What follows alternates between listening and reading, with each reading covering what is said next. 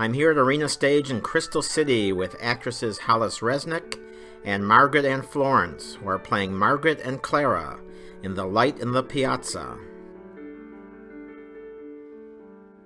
So thanks for being here. Really appreciate you coming before a performance. No problem, thank you. Our pleasure. So what is Light of the Piazza about from Margaret and Clara's point of view? Yes. We'll start with Hollis Resnik. Yes, I play Margaret Johnson, the mother, and Margaret and Florence here plays my daughter Clara. And 1953, mother and daughter take a trip to Florence, and it just happens that she meets a young Italian, my daughter meets a young Italian boy, and the story is, are they going to get together? Is the mother going to work things out so they can get together? Because Clara and her mom sort of have a secret about her development and age and things like that, a complication in her upbringing. So what happens to the mother, to Margaret, who you play, in this journey during the show? How does she change? Well, I think because she has protected her daughter for such a long time and has resolved to a life in Winston-Salem of basically being in a dead marriage and a daughter she's taken care of for many, many years because her daughter was hit by a pony when she was 12, so she has developmental issues. I think she sees her daughter come alive in a way that she never has before, and she has to make the decision to be open, have the courage and fearlessness to allow her daughter to grow and find her own happiness without her mom there by her side for the rest of her life. And I think that Margaret comes to believe that truly and becomes an enabler in trying to make this relationship and wedding happen. Okay, and Margaret, that must be funny with this name here, Margaret. I know. Yes, it's very, I encompass the whole play in my name. She does. So tell us about what the show is about from your point of view, from Clara's point of view. Well, I think for Clara, the trip to Italy just started out as an exciting adventure to take with her mother. I think something certainly unusual, especially for two women to travel by themselves in that period of time, but also probably unusual for Clara to leave Winston-Salem, leave, America, everything she knows. So, and I think, Clara's always been fiercely protected by her mother and always fulfilled, I think, the role that her mother put her in. And so this trip to Italy and then meeting Fabrizio, I think, opens up a whole world for Clara that she didn't know she could be a part of and didn't know she could have. So I think, that's a huge journey for her. Coming to Italy immediately sets off this transformation in her. So why did you both want to play these roles? Well, at my age, great roles like this don't come along too often anymore. I'm too old to play Evita, and a role that has such a depth of emotion and such a character arc from the beginning of the play to the end, and set in a beautiful time period, and it's a story about relationships, which to me in the theater are the most important thing. The depth of humanity that one can find in the storytelling in the theater is incomparable, and it's also stunning music to sing. It's remarkable, it's modern, it's eclectic and yet lush and romantic and just a challenge. And I'm always up for a challenge. It scares me to death when I'm presented with these kind of monumental roles to play, but up to the challenge always. So you wouldn't tell if you saw you on the stage. Oh, you're very kind. It's pretty remarkable what you do up there. Thank you. Okay, so Margaret, tell us why you wanted to play Clara. I first saw the show in New York at Lincoln Center and fell in love with it then. And I think Clara is certainly not your typical ingenue, and I think she is, just like Hollis said, a challenge from the beginning, and a challenge to create, her world, especially when it's something that I personally have no experience with. So, and the music, just the beautiful story. I just think it's a great piece that brings out so much in so many ways. So it was just an honor, really, for me to have the opportunity. Have you had any personal experiences that helped you shape your performances, Hollis? Personal, I don't know. I mean, I remember my mother in the 50s, but that's kind of about it. I've been to Florence, but I am not a mother. I don't have a relationship with a daughter. I have certainly been in love. But no, I really developed this character from, most importantly, of course, the text of the piece, and also the short novella, which was written by Did you see the show in Elizabeth New York? Spencer. I did see it in New York. I did. Yes. And when I saw it, I thought I could never play that part. Why is that? Because I don't tend to play warm, caring mothers very often. I play edgier women, more off-kilter people. I've played a lot of villainesses, you know. Like who? Well, you know, Mrs. Mears. Mrs. Mears, Eva Perón. You know, Margaret is a strong woman, but not the kind of strong woman you naturally think of in musical theater. That's for You sure. know, she's practical.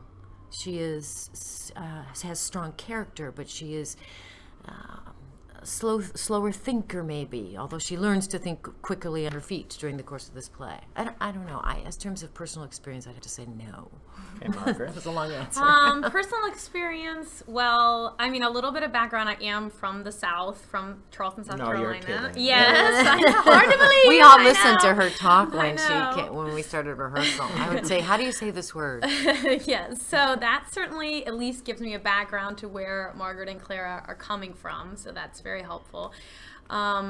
I mean, as far as dealing with anybody in my life that's had a disability, no, you know, I don't really have experience with that. And like Hollis, I really relied on the text for that, and I thought there was sort of a trap to fall into to try to create some person. Which was what? What is the trap you think that people fall into? I think that you're trying to look like you're disabled or something. Like you're trying to let the audience know there's something wrong with you versus just letting the text, you know, lead the audience to that conclusion. Because, you know, when a person, I would think, has a disability, they don't go around projecting that. It just comes through what they say, how they act, what they do. So I think that was important to me, to just stay true to what was happening in the text and in the scene, and that would explain all that needed to be explained about Clara. So what advice did Molly Smith, the director, give you that helped you prepare? I think what Molly kept reminding me of, which was excellent, was the vulnerability, the vulnerability of Margaret's feelings, the vulnerability of finding herself in this situation, the vulnerability of finding herself alone in Italy, away from her husband, with a daughter that was starting to go off in her own way. And I had to keep reminding myself to just be in that present moment of, what do I do now?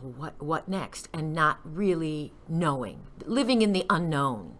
And it was extraordinarily helpful to my process.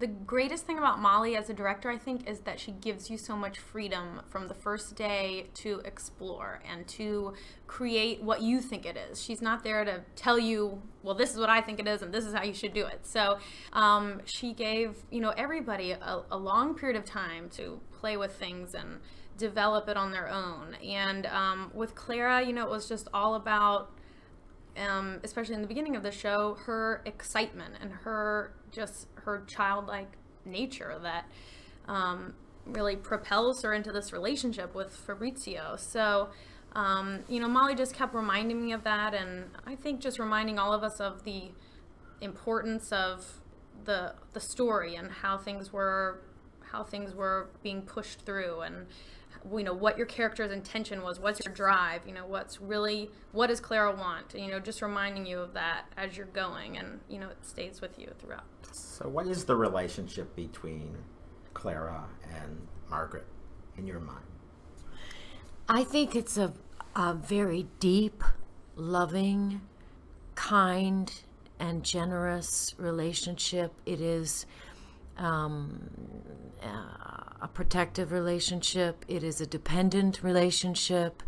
I think it is the most important relationship in the play. It is pivotal what happens between the two of them that leads to the conclusion of the play. It's just it's rich. It's full of so much, and I just want to say that, and I said it last night in our talk back, that I love to continue discovering things about it during the run, which So what have you discovered now? Well, I just think that it keeps growing, and when you have a relationship with another actor that you trust, you can look into their eyes and with a deep honesty, and it takes you someplace else, so that the words get deeper and richer. The music is sung with a more honest fervor. It just connects more, and then you keep finding little things. It's an enriching experience for me when I have a relationship like that to work on, and another actor to share that with. So what has changed here for you, Margaret, in this relationship between the two of you? I think, just like Hollis said, we've, built it from day one, and it's learning more and more about how Clara and Margaret really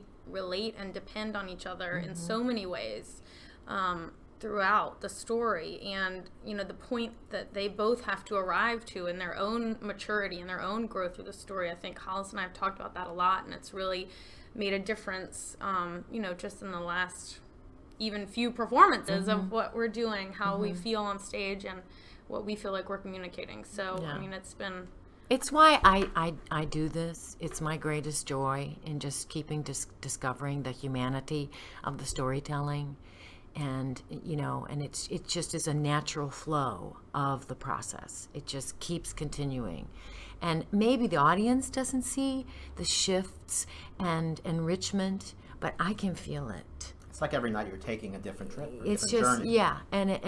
It's lovely and remarkable, and it's inspiring. So what's the most difficult scene for you to play, and also the most difficult song to sing for you? For me, well, they all have their difficulties. You'd agree with me, wouldn't yes, you, they Margaret do. Ann? Yes. Yeah, each one has a different point of view. What was the most difficult song for you to really focus on or learn when you were preparing for it? Fable, the last one. Of course. I think just technically for me, Fable, I'd have to say is the hardest, because I am out there completely by myself, sort of singing in many ways in an abstract tone, point of view in terms of some of the lyrics, and I am just technically constricted to a certain plane of light on the stage that I must stay in. So just physically, I have to be extremely careful about not diffusing what I'm singing about in my own consciousness. So that's a tough one every night, because that number can just take off. But emotionally, it must be very difficult to sing. Very, I'd have to say very. I've seen a lot of actresses just lose it in the middle of Fable. Really? So, yeah. Lose it like how? Like just start crying and just lose it. Oh. Isn't that strange? No, I've not come to that point. Certainly tears have found me in other areas of the play, but not there. Well, thanks for giving us the Fable. And you, Margaret? Margaret Ann. Should I call you Margaret Ann? I do go by Margaret Ann, yes. So sorry. No problem. It happens every day. We have to re-record all these intros. No, you're fine. You're fine. This show is very challenging musically from the beginning. I think just technically, The Beauty is a very fast-moving song, and there's a lot of just interesting melodies in that were hard to latch onto at first. And I don't know. The Light in the Piazza is certainly probably Clara's biggest song. Yes.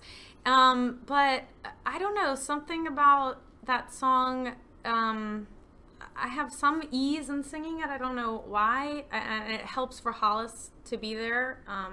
Because a lot of directors I've seen who've directed the show never put the mother there. Mm-hmm. The original, if you remember, the original was just... Right, just her. Yeah, it was Kelly O'Hara just sitting there in that beautiful light. Yeah. That's interesting to me. Yeah, I don't remember that. Because I remember that in rehearsal, I sort of like fought a little bit for her point of view, her dream to be told to me. And it's grown a little bit from, of course, rehearsal. And I think it has enriched her her moment so much more that she looks into my eyes and says, I this agree is with what you. I want. I first saw that Joe Clarko directed a production before I saw your production in Philadelphia. Sherry Edelin, who's playing Mrs. Lovett now, and Signature Sweeney was Margaret. And that was the first time I ever saw Clara sing it to her mother, and it was so effective, as it was here. It was just, it really shakes the audience, because the audience is with you. That's the song where they're cheering you on. You can do it. You can do it. You can feel it. You can do it. And then the mother has all the impetus in the world when she leaves the stage to turn and say, I don't know what to do. That's right. But now maybe I'm going to do this. No, maybe true. this has just happened. I think it's the most emotional point of the whole show right there. It was so clear to me that she would share some of it with me. But anyways, it's a choice. It's just great. It's a choice. I love, Molly, we loved that choice. I thought that was just great. Okay, so let's talk about this crazy set. Because they move you all around this thing. And those stairs always scare me when I see it. Oh, God. So what's that like, moving around that set? The set has been fine. It has those 9-inch steps so in straight skirts it's always a strange step for me to take in the middle of the stage.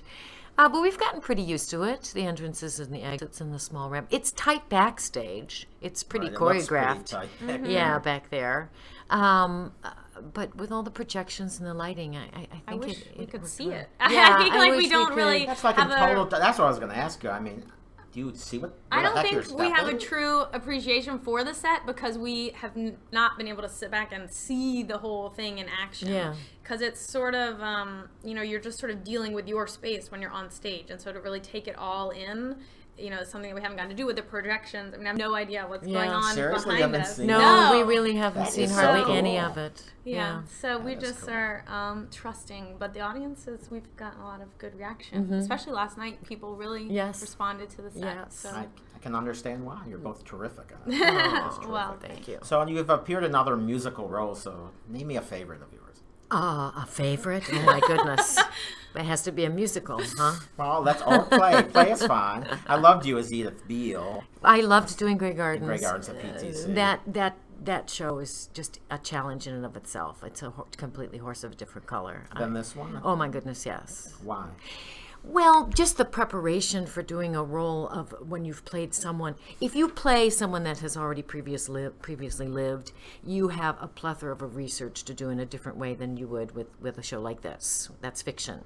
I spent hours and hours and hours and hours watching that documentary and talking back to the documentary, with my little remote to learn. I called it drudge work, although it wasn't, but hours to learn how to talk like this, like Edith Beale.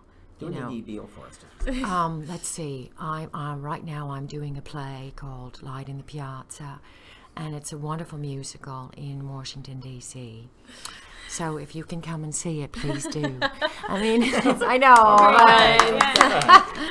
but that was a challenge. And I also love doing I love doing Shakespeare, and I love That's doing. That's what I was going to lead into. I love doing Shakespeare, and I love doing Little Foxes, Lillian Hellman's Little Foxes. I tell everybody you're like the Meryl Streep of actresses. Well, I've just been lucky that I can do a little bit of everything. I've been lucky. And a lot of work in Chicago, and lots of Jefferson Awards. Where do you put all those things? I don't know where they are. Oh no! Don't please. I don't know where they must. I think they're in a box somewhere. Oh, no, there are actresses who would love to steal a couple of those.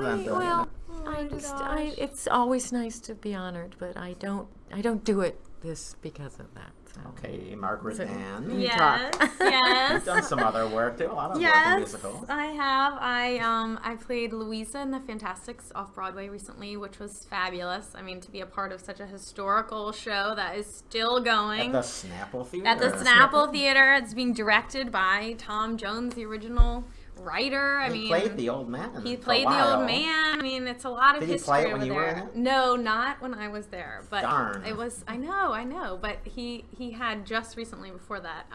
So that was, just an incredible. It was good training for this, especially. Yes.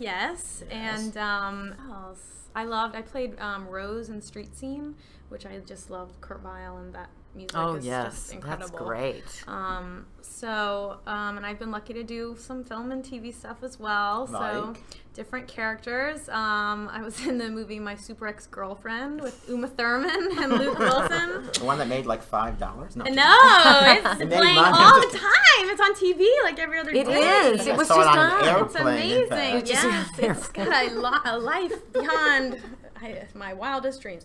But Not getting residuals, are you? oh yes, Really? Well, of Oh, course. of course. I still great. get residuals from Backdraft. Can you believe it? Yeah. Oh my God. Back You were so draft. hot in that movie. Oh, I I was know. on screen for 2 seconds. I still get money Oh for my it. gosh. And I'm actually going to be on an episode of Nurse Jackie on April 12th. All right. With my friend So- Steve Wallum. Oh yeah. He's my really good See what buddy you of learn mine. from doing these things? Oh, it's a small world. Yeah. This Small whole, world. this Yes. whole. So what community. roles would you like to play? That you would I'd kill like to. for? I would kill. This is your chance. This is my Tell chance. somebody out Why there. everybody knows. I'd like to do a production of The Seagull. Very much. Well, Chekhov. I'm going to put this all over New York and Philly. And hopefully someone will knock on your door. Yeah, I mean, there's lots of roles you've always wanted to play, and now you get to be of a certain age and you can't. I'll never play Juliet, but I am going to play Lady Capulet in the fall, so that's nice. And where's that? At Chicago Shakespeare on the great. pier. But I've always wanted to do The Seagull.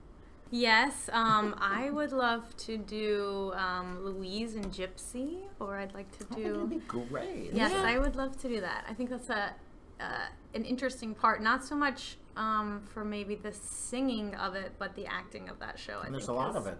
Yeah. Oh yeah, it's a wonderful libretto. Yes. That book is terrific. I think it's the greatest book of a I do musical. that and Guys and Dolls. Yeah, yeah, I agree. Yeah. So we'll end this, and thank you very much for being Oh, here. thank you. you. And let Joel. me ask you, why should audiences come and see Light in the Piazza at Arena Stage? It's a lovely, beautiful production. The music, the story, the costumes, the cast. It's been a pleasure from beginning to end, and it's just a wonderful night at the theater. I couldn't have said Said it it better.